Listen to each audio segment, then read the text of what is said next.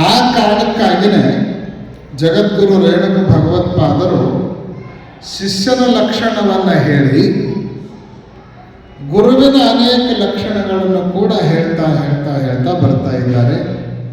ಕಳೆದ ವರ್ಷ ನಾವು ನೋಡ್ತಾ ಇದ್ವಿ, ಶಿವಸಿದ್ಧಾಂತ ತತ್ವಜ್ಞಂ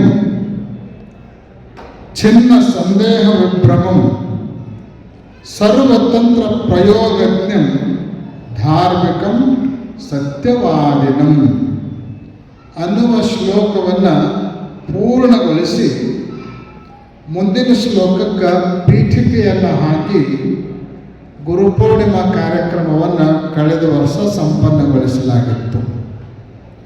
ಮುಂದಿನ ಶ್ಲೋಕ ಯಾವುದು ಅಂದ್ರೆ, ಕುಲಕ್ರಮಾಗತಾಚಾರಂ ಕುಮಾರ್ಗಾಚಾರ ವರ್ಜಿತಂ ಶಿವಧ್ಯಾನ ಪರಂ ಶಾಂತಂ ಶಿವತತ್ವ ವಿವೇಕಿನಂ. ಶಿವತತ್ವ ವಿವೇಕಿನಂ. ಗುರುವಾದವನು ಹೇಗಿರಬೇಕು, ಯಾವ್ಯಾವ ಗುಣಗಳನ್ನು ಅಳವಡಿಸಿಕೊಂಡಿರಬೇಕು ಅನ್ನೋ ಸಂಗತಿಗಳನ್ನು ಬಹಳ ಮಾರ್ಮಿಕವಾಗಿ ಒಂದೊಂದಾಗಿ ಈ ಸ್ಥಳದಲ್ಲಿ ರೇಣುಕ ಭಗವತ್ಪಾದರು ಉಪದೇಶ ಮಾಡಿಕೊಂಡು ಬರ್ತಾ ಇದ್ದಾರೆ.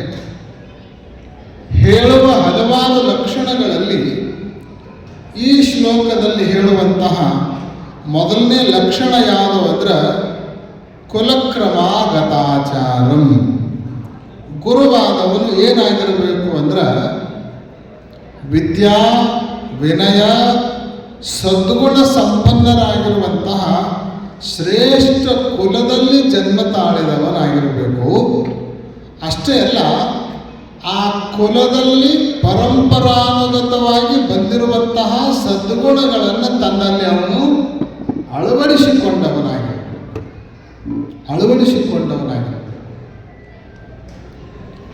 ಬಹಳ ಜನರು ಈ ಬಗ್ಗೆ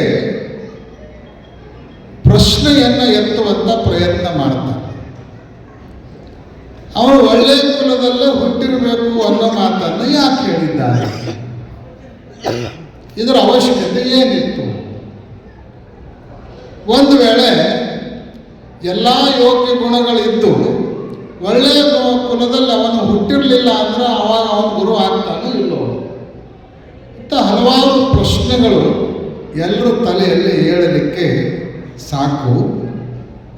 ಆದರೆ ಒಂದು ಮಾತನ್ನು ನೆನಪಿಟ್ಟುಕೊಳ್ಬೇಕು, ಸಿದ್ಧಾಂತ ಶಿಖಾಮಣಿ ಕೇವಲ ಸ್ಥೂಲವಾದ ಸಂಗತಿಗಳನ್ನು ಮಾತ್ರ ಪ್ರತಿಪಾದನೆ ಮಾಡಲಾರದೆ ಯಾವುದೇ ಒಂದು ತತ್ವವನ್ನು ಹೇಳೋ ಕಾಲಕ್ಕೆ ಆ ತತ್ವದ ಬೇರೆ ತನಕನೂ ಹೋಗಿ ಆ ಸಿದ್ಧಾಂತವನ್ನು ಪ್ರತಿಪಾದನೆ ಮಾಡುವಂಥ ಗ್ರಂಥ ಅಂದ್ರೆ ಅದು ಶ್ರೀ ಸಿದ್ಧಾಂತ ಶಿಖಾಮಣಿ. ಕೇವಲ ಬಡ್ಡಿಗೆ ತುದಿಗೆ ಮಾತ್ರ ಅದು ಸ್ಪರ್ಶ ಮಾಡೋದಿಲ್ಲ, ಬೇರೆ ತನಕನೂ ಹೋಗಿ ಆ ಸಿದ್ಧಾಂತವನ್ನು ಹೇಳುವಂಥ ಗ್ರಂಥ ಇದು. ಸಾಮಾನ್ಯವಾಗಿ ಒಬ್ಬ ವ್ಯಕ್ತಿಯಲ್ಲಿ ಯಾವುದೋ ಒಂದು ಒಳ್ಳೆಯತನ, ಯಾವುದೋ ಒಂದು ಉತ್ತಮ ಸಂಸ್ಕಾರ, ಒಳ್ಳೆಯ ಗುಣಗಳು ಬರಬೇಕಾಗಿತ್ತು ಅಂದ್ರೆ ಎರಡು ಜಾಡನ್ನು ಹಿಡಿದುಕೊಂಡು ಬರ್ತಾ ಇರ್ತಾವೆ. ಒಂದು ಆ ವಂಶದ ಮೂಲಕ ವಂಶ ಪರಂಪರಾನುಗತವಾಗಿ ಬಂದಿರುವಂಥ ಗುಣಗಳು, ಆಮೇಲೆ ಇನ್ನೊಂದು ಜನ್ಮದ ನಂತರ ಹುಟ್ಟಿದ ಮೇಲೆ ವಿಶೇಷವಾಗಿರುವಂಥ ಸಂಸ್ಕಾರವನ್ನು ಕೊಟ್ಟು ಆ ಸಂಸ್ಕಾರದ ಮೂಲಕ ಬಂದಿರುವಂತಹ ಗುಣಗಳು.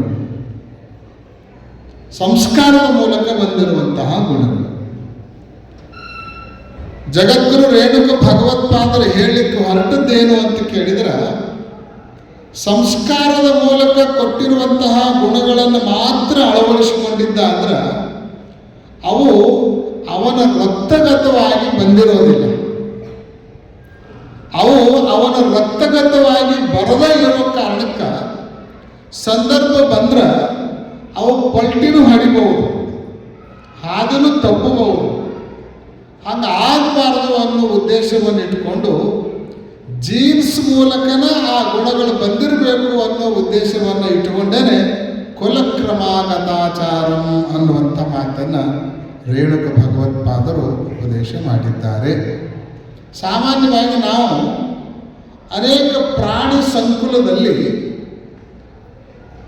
ನಮಗೆ ಬೇಕಾಗಿರುವಂತಹ ಯೋಗ್ಯ ಪ್ರಾಣಿಯನ್ನು ನಮ್ಮ ಹತ್ರ ನಾವು ಕರ್ಕೊಳ್ಬೇಕು ಅಂದಾಗ ಅದರ ಮೂಲ ತಳಿಯನ್ನು ನೋಡ್ಕೊಂಡು ತೊಗೊಂಡು ಬರ್ತೀವಿ. ನಾವು ತೊಗೊಂಡು ಬರ್ತೀವಿ, ತಳಿ ನೋಡಿ ಅದನ್ನು ನಾವು ಆಯ್ಕೆ ಮಾಡ್ಕೊತಿರ್ತೀವಿ.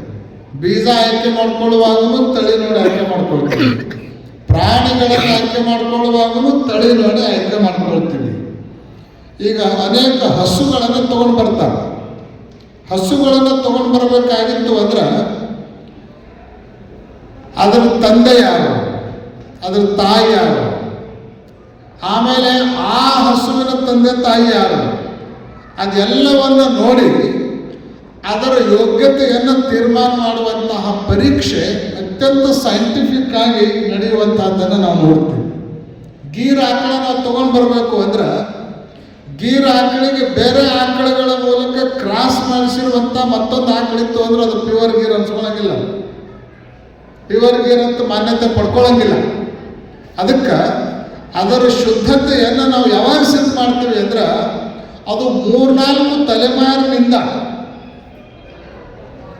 ಗೀರ ಆಕಳದ ಮೂಲಕ ಗೀರ್ ಹೊರೆಯ ಮೂಲಕನೇ ಕ್ರಾಸ್ ಮಾಡ್ಕೋತ ಬಂದಿರೋ ತಳಿ ಇತ್ತು ಅಂದ್ರೆ ಅದನ್ನು ಶುದ್ಧ ತಳಿ ಅಂತ ತಿಳ್ಕೊಂಡು ವೈಜ್ಞಾನಿಕವಾಗಿ ಸಿದ್ಧ ಮಾಡ್ತೀವಿ.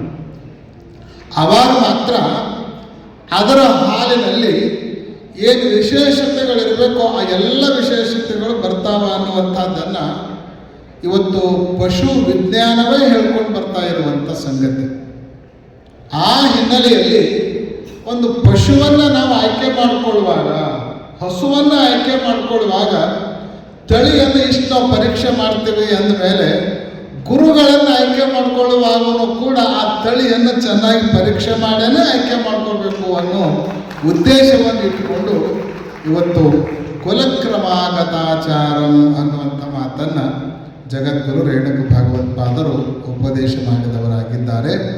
ಹಾಗಂತ ಹೇಳಿ ಕೇವಲ ಉತ್ತಮ ಕುಲದಲ್ಲಿ ಜನ್ಮ ತಾಳಿದ್ದ ಅಷ್ಟು ಮಾತ್ರಕ್ಕವ ಗುರು ಆಗ್ತಾನೇನೋ ಅಂತ ಕೇಳಿದ್ರೆ ಆಗಂಗಿಲ್ಲ. ಉತ್ತಮ ಕುಲದಲ್ಲಿ ಜನ್ಮ ತಾಳಿರಬೇಕು. ಉತ್ತಮ ಕುಲದಲ್ಲಿ ಜನ್ಮ ತಾಳೋದರ ಜೊತೆಗೆ ಆ ಕುಲದಲ್ಲಿ ಪರಂಪರಾನುಗತವಾಗಿ ನಡೆದುಕೊಂಡು ಬಂದಿರುವಂತಹ ಸದ್ಗುಣಗಳನ್ನು, ವಿದ್ಯಾ ವಿನಯಾದಿ ವಿಶೇಷತೆಗಳನ್ನು ಕೂಡ ಅವನು ಅಳವಡಿಸಿಕೊಂಡವನಾಗಿರಬೇಕು.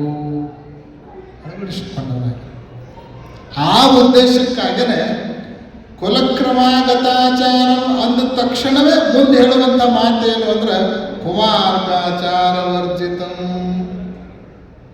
ನೀನು ಬಹಳ ಚಲೋ ಜನ್ಮದೊಳಗೆ ಹುಟ್ಟಿ ಅಂತ ಹೇಳಿ ಹೆಂಗರ ಇದ್ದಿ ಅಂದ್ರೆ ಗುರು ಆಗಂಗಿಲ್ಲಪ್ಪ. ನೀನು ಹೆಂಗಿರಬೇಕು ಅಂದ್ರೆ ದುರಾಚರಣೆಗಳನ್ನು ಬಿಟ್ಟವನಾಗಿರಬೇಕು. ಕುಮಾರ್ಗಾಚಾರ ವರ್ಜಿತಂ. ಕೆಟ್ಟ ಆಚರಣೆಗಳು ಗುರುವಾದವನಲ್ಲಿ ಇರಲೇಬಾರದು. ಒಂದು ವೇಳೆ ಇತ್ತು ಅಂದ್ರೆ ಒಳ್ಳೆಯ ಕುಲದಲ್ಲಿ ಜನ್ಮ ತಾಳಿದ್ರೂ ಕೂಡ ಅವನು ಗುರುವಾಗಲಿಕ್ಕೆ ಅನರ್ಹ, ಅಯೋಗ್ಯ. ಒಳ್ಳೆಯ ಗುಣಗಳಿರಬೇಕು, ಒಳ್ಳೆಯ ಆಚರಣೆಗಳಿರಬೇಕು. ಯಾಕೆ ಅಂತ ಕೇಳಿದ್ರೆ ಶಿಷ್ಯನಾದವನಲ್ಲಿ ಗುರುವನ್ನು ಅನುಕರಿಸುವಂತಹ, ಹಿಂಬಾಲಿಸುವಂತಹ, ಅವನು ಹೇಳಿರುವಂತಹದ್ದರ ಜೊತೆಗೆ ಅವನು ಮಾಡುವಂತಹದ್ದನ್ನು ನೋಡಿ ಕಲಿಯುವ ಗುಣ ಇರ್ತದೆ. ನೋಡಿ ಕಲಿಯುವಂಥ ಗುಣ ಇರ್ತದೆ, ಅನುಸರಿಸುವ ಗುಣ ಇರ್ತದೆ. ಸಾಮಾನ್ಯವಾಗಿ ಮಕ್ಕಳಲ್ಲಿ ಯಾವ ಗುಣ ಇರ್ತದೆ ಶಿಷ್ಯರಲ್ಲೂ ಅದೇ ಇರ್ತದೆ. ಅದಕ್ಕನ ಶಿಷ್ಯರನ್ನು ಶಿಷ್ಯ ಮಕ್ಕಳು ಅಂತಲೂ ಕರೀತಾರೆ. ಯಾಕೆಂದ್ರೆ ಮಕ್ಕಳಂಗ ಅವರು ಇರ್ತಾರೆ. ಗುರುವಾದವ ಏನು ಹೇಳ್ತಾನ ಅನ್ನೋದಕ್ಕಿಂತಲೂ ಗುರುವಾದವ ಹೆಂಗೆ ನಡೀತಾನ ಅನ್ನೋದನ್ನು ನೋಡಿ ಕಲಿಯುವ ಶಿಷ್ಯರೇ ಬಹಳ ಇರೋದ್ರಿಂದ ಗುರುವಾದವನಲ್ಲಿ ಒಳ್ಳೆಯ ಆಚರಣೆಗಳಿರಬೇಕು. ಆದರ್ಶವಾಗಿರುವಂತಹ ಸಂಗಡತೆ